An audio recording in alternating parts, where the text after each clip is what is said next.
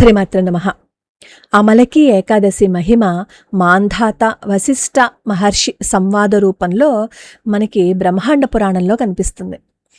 ఈ వ్రతం చేయలేకపోయామే అని బాధపడవలసిన అవసరం లేకుండా కనీసం ఈ వ్రత కథనైనా వినమని చెప్తారు. విన్నంత మాత్రాన్నే ఫలితం ఇస్తుంది. ఒకసారి మాంధాత వశిష్ఠ మహర్షి దగ్గరికి వచ్చి, ఓ మహాభాగా, మీరు నా పట్ల ప్రసన్నులై ఉంటే సకల శుభాలను పొందగలిగే ఒక వ్రతాన్ని దయతో నాకు చెప్పండి అని చెప్పి అడిగితే వశిష్ఠ మహర్షి చెప్తున్నారు, రాజా, అందరికీ శుభాన్ని కలగజేసే ఒక మహావ్రతం యొక్క మహిమను, చరిత్రను నీకు వివరిస్తాను. ఆ వ్రతం పేరు అమలకి ఏకాదశి వ్రతం. ఈ వ్రతాన్ని పాటించటం వల్ల కలిగే ప్రభావం సకల పాపాలను నశింపజేసి ముక్తిని ఇవ్వడమే కాకుండా 1000 గోవులను దానం చేసిన ఫలితం కూడా సిద్ధిస్తుంది. పూర్వం వైదిశమనే పురం ఉండేది. కిలి సంపన్నులైన బ్రాహ్మణ, క్షత్రియ, వైశ్య, శూద్రులు నివసిస్తూ ఉండేవారు. ఆ అందమైన నగరంలో నాస్తికుడు గాని పాపి గాని ఉండేవాడు కాదు. నగరమంతా ఎప్పుడూ వేదమంత్రాలతో ప్రతిధ్వనిస్తూ ఉండేది. అట్టి సుప్రసిద్ధ నగరంలో చైత్రరథుడు అనే రాజు ఉండేవాడు. ఆయన చంద్రవంశజుడైన పసబిందుకుని కులంలో జన్మించారు. చైత్రరథుడు బలవంతుడు, వీరుడు. ఆయన రాజ్యపాలనలో రాజ్యమంతా సుఖ సంపదలు వెల్లివిరిసి ఉండేవి. పురప్రజలందరూ విష్ణుభక్తికి అంకితులై ఉండి ఏకాదశి వ్రతాన్ని పాటిస్తూ ఉండేవారు. హరిభక్తి కారణంగా వాళ్ళందరూ ఆ రాజ్యంలో సుఖంగా జీవిస్తూ ఉండేవారు. రాజ్యంలో బీదవాడు గాని పిసినారి గాని ఒక్కరైనా ఉండేవారు కాదు. ఆ ప్రకారంగా అనేక సంవత్సరాలు గడిచిపోయిన తర్వాత ఫాల్గుణ మాస శుక్లపక్షంలో ఒకసారి ద్వాదశితో కూడిన అమలకి ఏకాదశి వచ్చింది. ఇటువంటి ఏకాదశి మహత్తర లాభాన్ని చేకూరుస్తుందని తెలిసిన రాజు అతని ప్రజల చేత దానిని యథావిధంగా నిర్వహించాలని సంకల్పించారు. ఏకాదశి రోజు పొద్దున్నే లేచి రాజు, అతని ప్రజలు నదిలో స్నానం చేసి ఒడ్డునే ఉన్నటువంటి విష్ణు ఆలయాన్ని సందర్శించారు. గుడి ప్రాంగణంలోనే ఒక అమలకి వృక్షం ఉంది. రాజు ఆ చెట్టు మొదట్లో నీళ్లు నింపిన కుండను, గొడుగును, వస్త్రాన్ని, పాదుకలను, పంచరత్నాలని పూజార్థం ఉంచారు. తర్వాత ఆయన జలాన్ని, పాదుకలని, ఛత్రాన్ని, సువర్ణాన్ని, వజ్రాన్ని, ముత్యాలను, వైఢూర్యాలని, సుగంధ ధూపాలను సమర్పించి శ్రీ పరశురాముణ్ణి, అమలకి వృక్షాన్ని పూజించారు. తర్వాత ఆయన ప్రజలతో, ఋషులతో కూడి పరశురాముడిని కీర్తించారు. ఓ పరశురామా, ఓ రేణుకానందన, ఓ అమలకి వృక్షఛాయలో నిలిచినవాడా, ఓ కామ మోక్ష ప్రదాత, ఇవే నీకు మా వందనాలు అంటూ తర్వాత అమలకి వృక్షాన్ని స్తుతించారు. ఓ అమలకి, ఓ విశ్వపోషక, బ్రహ్మతనయ, ఓ సమస్త పాప వినాశక, నీకు నా వందనాలు. దయచేసి మా అర్పణలను స్వీకరించుము అని ఆ విధంగా భగవంతుడిని, అమలకిని పూజించిన తర్వాత రాజు, అతని ప్రజలు విష్ణు ఆలయంలోనే రాత్రంతా జాగరణ చేశారు. భక్తితో పాటలు పాడారు. ఆ సమయంలో విధివశాత్తుగా ఒక వేటగాడు అక్కడికి వచ్చాడు. నానా రకాలైన జంతువులను చంపి అతడు తన జీవితాన్ని గడుపుతూ ఉండేవాడనమాట. నెయ్యి దీపంతో, ధూపంతో శోభితమైన మందిరంలోకి ప్రవేశించిన ఆ వేటగాడు చాలామంది జనులు మేలుకొని ఉన్నవారై భగవంతుణ్ణి కీర్తించటం ఆ వేటగాడికి కనిపించింది. వాడు కూడా వాళ్లతో పాటే కూర్చుని జరుగుతున్నదేంటో చూడసాగాడు. అదృష్టవశాత్తు అతనికి కుండ మీద ఉంచిన దామోదరుడి దర్శనం కలిగింది. అతను విష్ణు భగవానుడి దివ్య కథలను కూడా విన్నాడు.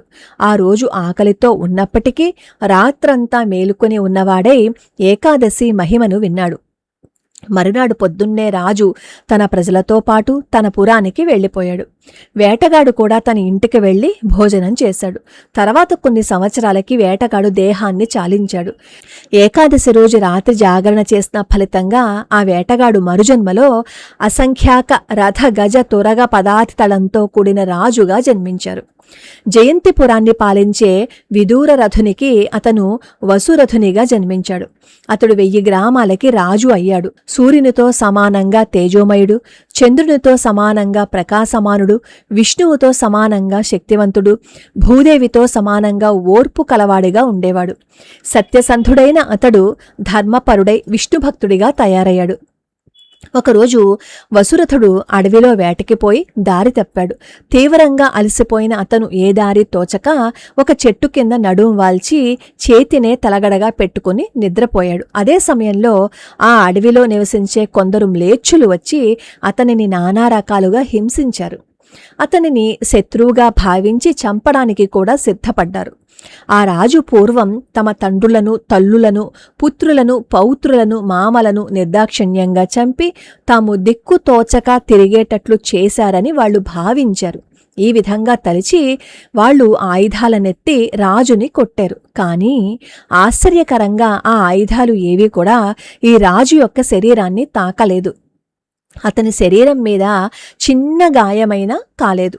ఈ విధంగా తమ ఆయుధాలు వ్యర్థమయ్యేసరికి మ్లేచ్చులందరూ ఖిన్నులై ప్రాణభీతి పొందారు. అడుగు ముందుకు వేసే శక్తి కూడా వాళ్ళకి లేకపోయింది. ఆ సమయంలో ఒక సౌందర్య రాశి గంధాభరణ భూషితయై రాజు యొక్క దేహం నుంచి బయటికి వచ్చింది. చక్కని పూమాలతో అలంకృతయై ఉన్న ఆమె కన్నులు కోపంతో ఎర్రబడున్నాయి. భృకుటి ముడిచిన ఆమె చేతిలో చక్రాన్ని ధరించి క్రోధంతో మ్లేచ్చులను చంపడానికి ముందుకి వచ్చి క్షణంలో వారిని నిహతులను చేసింది. ఈ సంఘటన పూర్తి కాగానే రాజుకు మెలకు వచ్చింది. ఘోరమైన సంఘటనని చూసి రాజు నిద్ర నుంచి మేల్కొని భీతుడై చూస్తున్నారు. తర్వాత శత్రువులందరూ చచ్చిపడి ఉండడాన్ని చూసి విస్మితుడై, ఆహా, ఈ నా శత్రువులను చంపి నన్ను రక్షించిన ఆ శ్రేయోభిలాషి మిత్రుడెవరు? ఈ గొప్ప కార్యానికి నేను ఆయనకి నా కృతజ్ఞతలు తెలుపుకుంటున్నాను అని అన్నారు. కేశవుడు తప్ప శరణాగత జీవులను రక్షించే సామర్థ్యం వేరెవరికి ఉంటుంది? ఆయనొక్కరే శరణాగతులైన భక్తులను పోషించేవారు అనే మాట ఆయనకి వినిపిస్తుంది. ఆకాశవాణి వాక్కులు వినగానే రాజు అమితాశ్చర్యచకితుడయ్యాడు.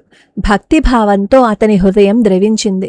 తరువాత ఆయన రాజ్యానికి తిరిగి వచ్చి ఎటువంటి అవాంతరమూ లేకుండా ఇంద్రుడిలాగా రాజ్యపాలన చేశారు.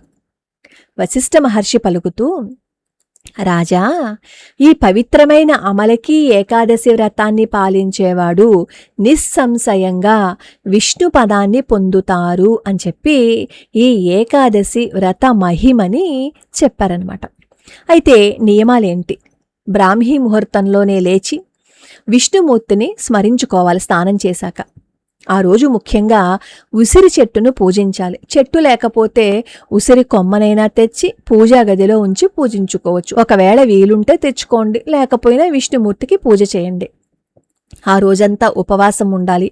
ఆరోగ్యం సహకరించిన వాళ్ళు పండ్లు, ఫలాలు తీసుకోవచ్చు.